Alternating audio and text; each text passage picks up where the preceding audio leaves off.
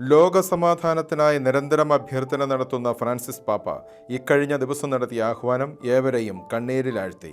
ഉക്രൈനിൽ കൊല്ലപ്പെട്ട 23കാരനായ സൈനികന്റെ ജപമാലയും വിശുദ്ധ ഗ്രന്ഥവും ഉയർത്തിപ്പിടിച്ചുകൊണ്ട് പാപ്പ നടത്തിയ അഭ്യർത്ഥനയാണ് വ്യത്യസ്തവും വേദനാജനകവും വികാരനിർഭരവുമായത്. Un rosario, un libro del Nuovo Testamento lasciato da un soldato morto in la guerra. Questo ragazzo si chiamava Alessandro. യുദ്ധത്തിൽ കൊല്ലപ്പെട്ട അലക്സാണ്ടർ എന്ന യുവസൈനികന്റെ കൊന്തയും ബൈബിളുമാണ് തൻ്റെ കയ്യിലിരിക്കുന്നത് എന്ന് പറഞ്ഞ പാപ്പ ഇതുപോലെ ജീവൻ വെടിഞ്ഞ അനേകരെ ഓർമ്മിക്കണമെന്നും എത്രയും വേഗം അക്രമത്തിൻ്റെ പാത ഉപേക്ഷിക്കണമെന്ന് അഭ്യർത്ഥിക്കുകയും ബൈബിളിൽ ചുംബിക്കുകയും ചെയ്തു. യുദ്ധമുന്നണിയിലും വിശ്വാസം കാത്തുസൂക്ഷിച്ച വ്യക്തിയായിരുന്നു ഈ യുവസൈനികനെന്ന് പാപ്പ അനുസ്മരിച്ചു.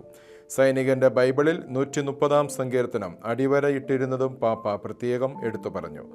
ഉക്രൈനിൽ ജീവകാരുണ്യ പ്രവർത്തനങ്ങളിൽ സജീവമായിരുന്ന ലൂസിയ എന്ന സന്യാസിനിയാണ് കിഴക്കൻ ഉക്രൈനിലെ അവദിവിക്കയിൽ കൊല്ലപ്പെട്ട അലക്സാണ്ടറിന്റെ ജപമാലയും ബൈബിളും വത്തിക്കാനിൽ എത്തിച്ചത്. ഉക്രൈനിലേക്ക് കൊണ്ടുപോകാൻ പാപ്പ കൂടുതൽ ജപമാലകൾ നൽകിയതായി സിസ്റ്റർ ലൂസിയ പിന്നീട് പറഞ്ഞു.